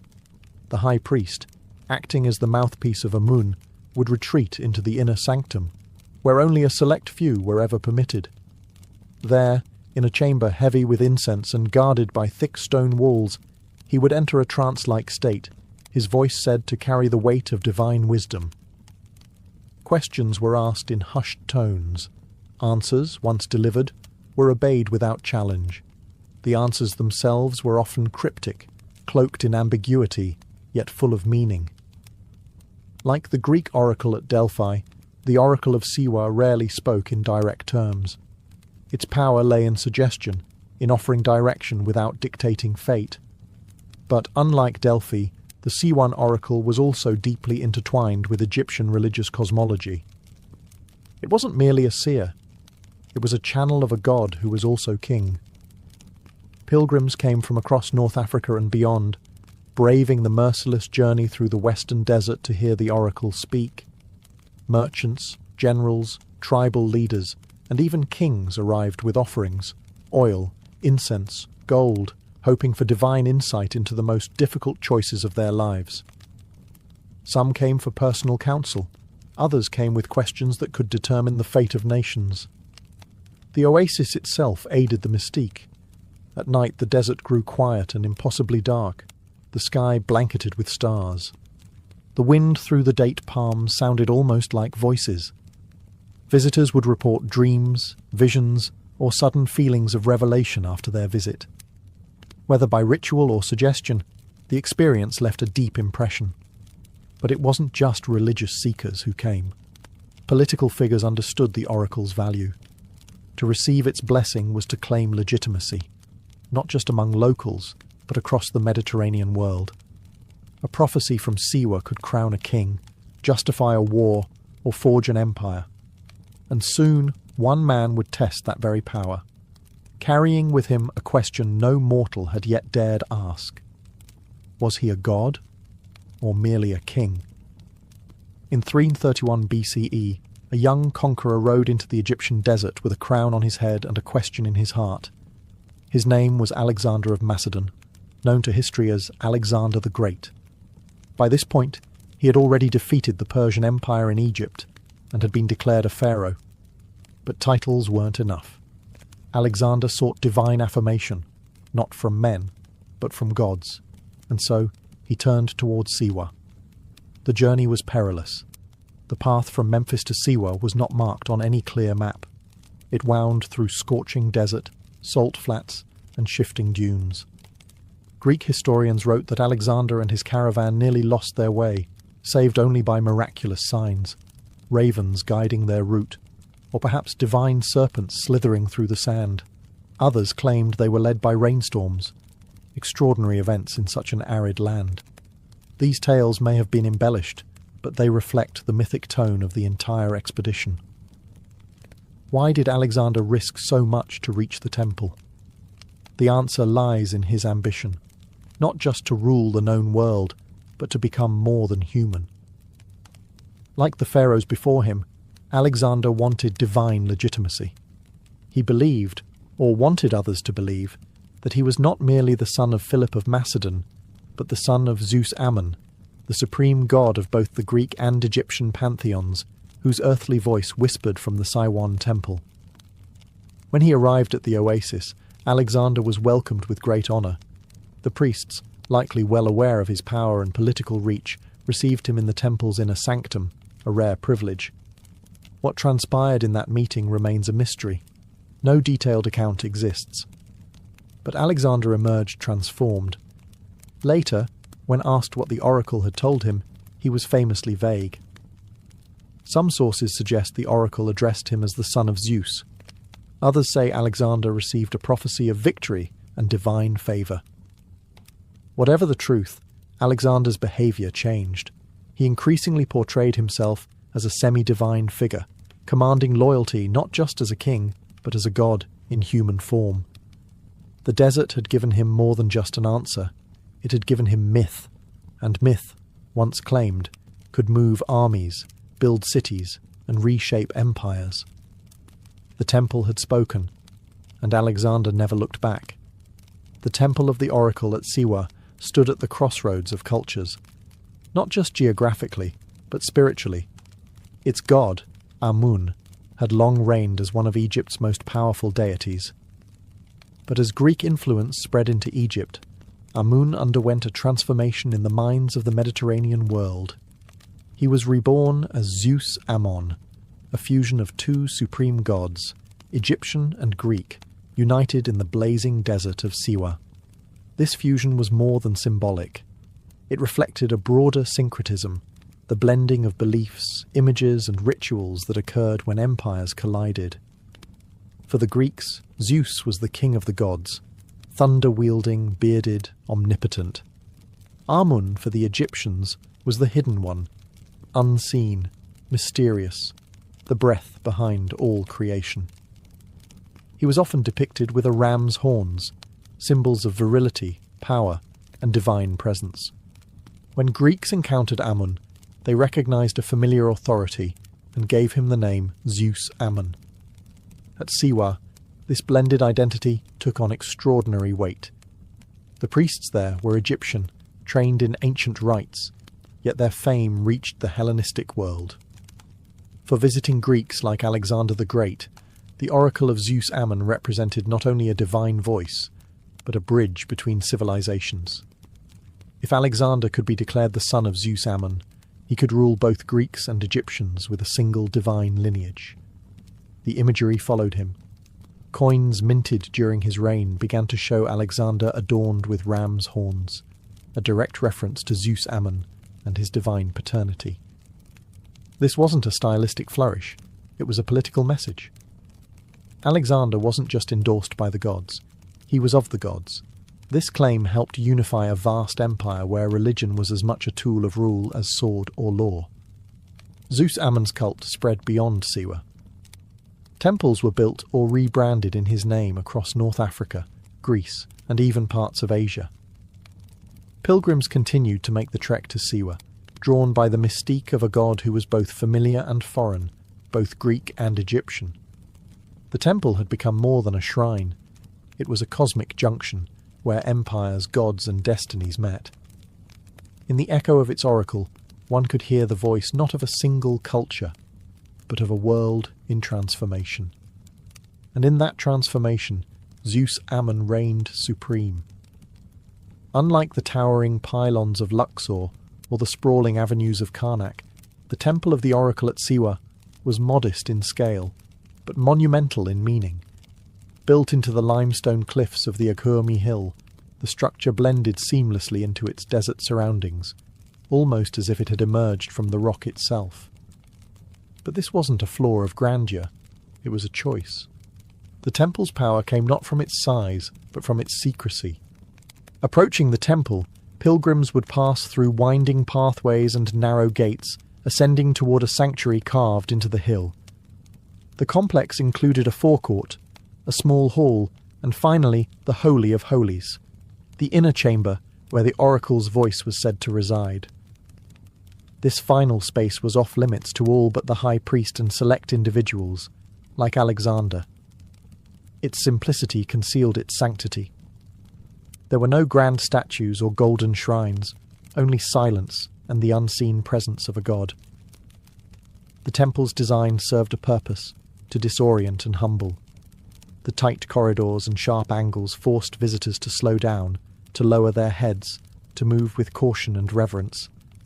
In the desert, where vastness and exposure ruled, the temple offered enclosure and stillness. Light barely entered the sanctuary. Incense would have hung heavy in the air.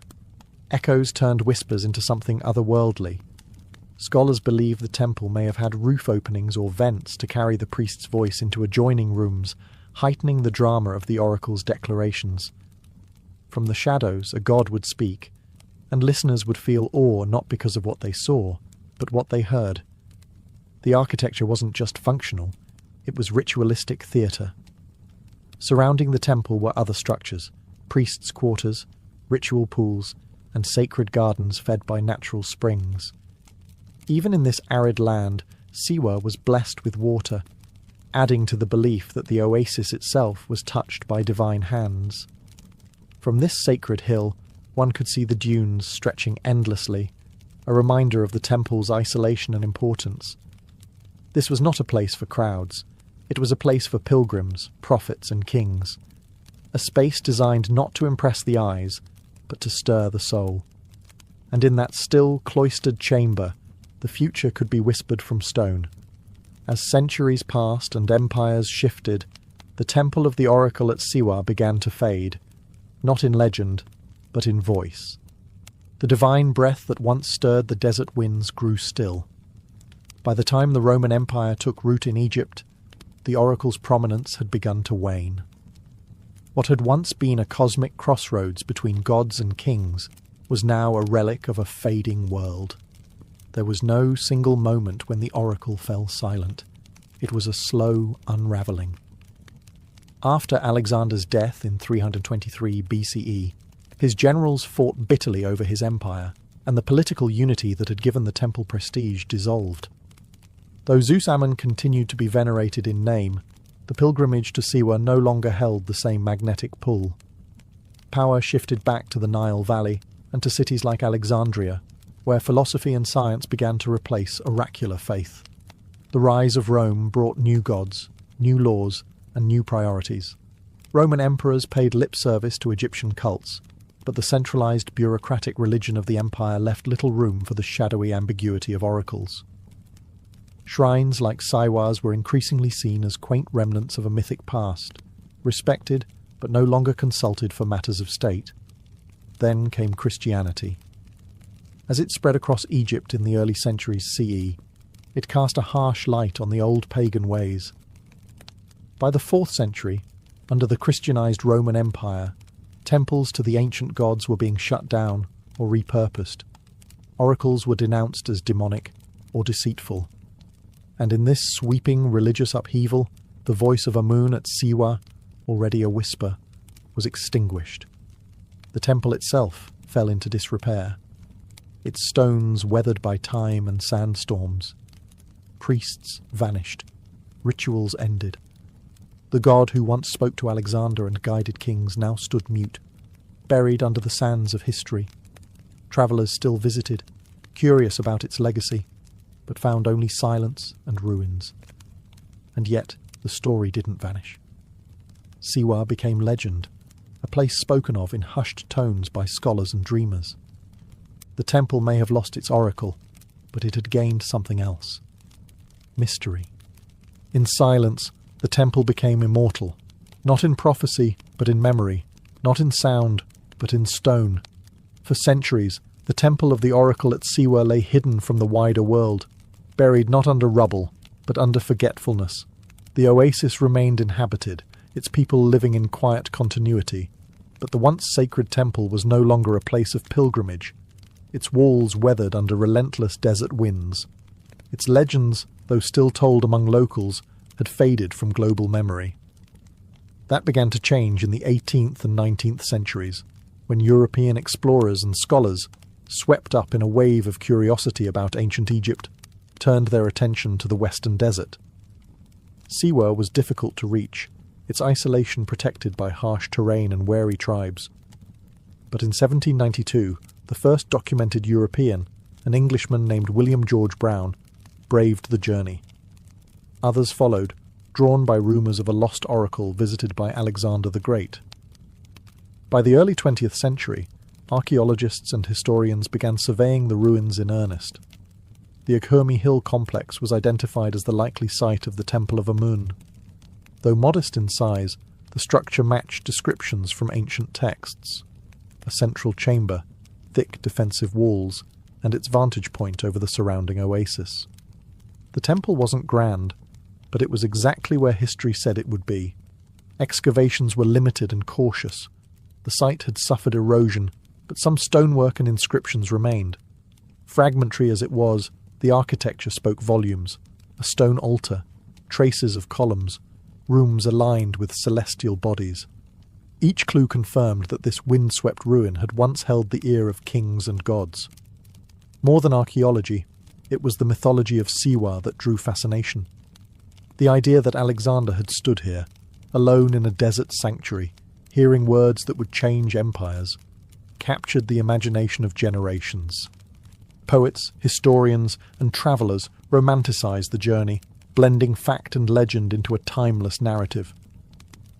Today, visitors still come to Siwa, not to consult an oracle, but to feel the echo of its silence.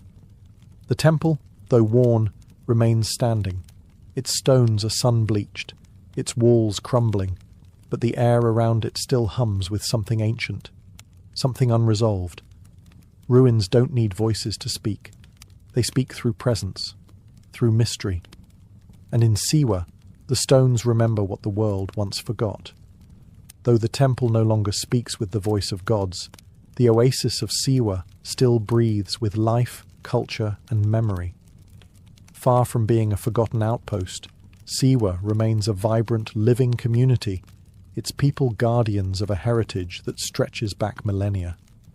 The oracle may be silent, but the traditions it once inspired still ripple through the town's language, rituals, and rhythms. Siwans speak a distinct Berber dialect, known as Siwi, unique in Egypt and a testament to the oasis's ancient roots. Oral storytelling remains vital, just as it did in the days of the oracle.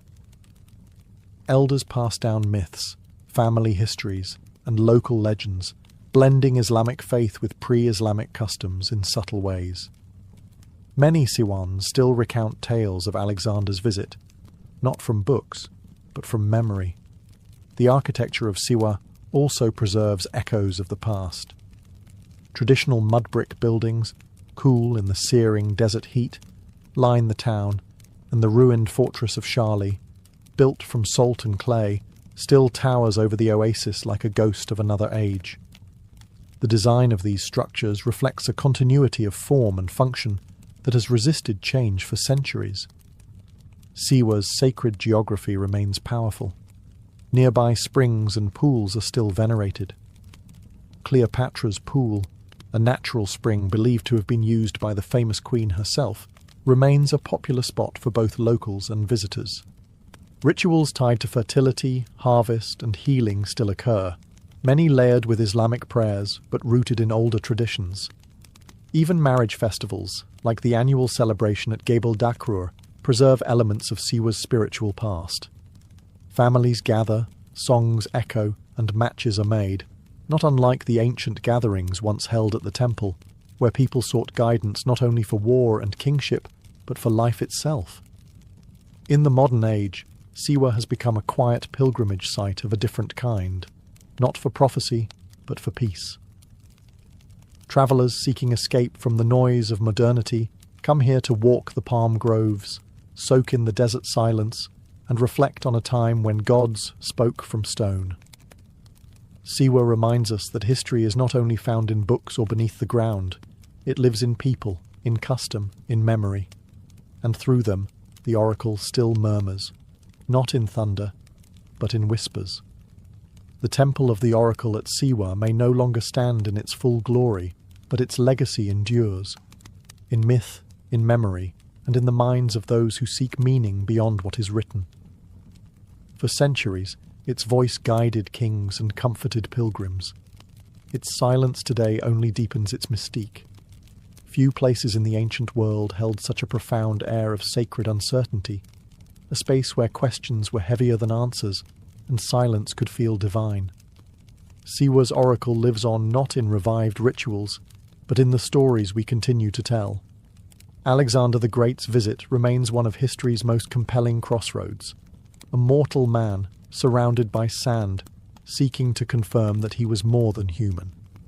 Whether the oracle truly declared him a god, or merely allowed him to believe it, the outcome was the same. Destiny was shaped. The enduring fascination with Siwa comes from this fusion of history and myth. It asks us timeless questions. Can men become gods? Can destiny be revealed? Does the voice of truth ever speak plainly, or only in riddles? And perhaps most importantly, do we still listen for those whispers?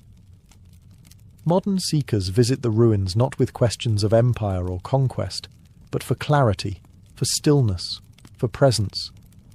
The desert remains vast and unmoved, the temple crumbling but magnetic.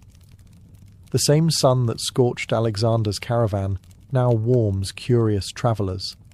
The same silence that once surrounded the Holy of Holies still envelops the broken walls. Siwa invites reflection, not because it gives answers, but because it has always honoured the asking. The oracle, like all ancient voices, was never about fortune-telling.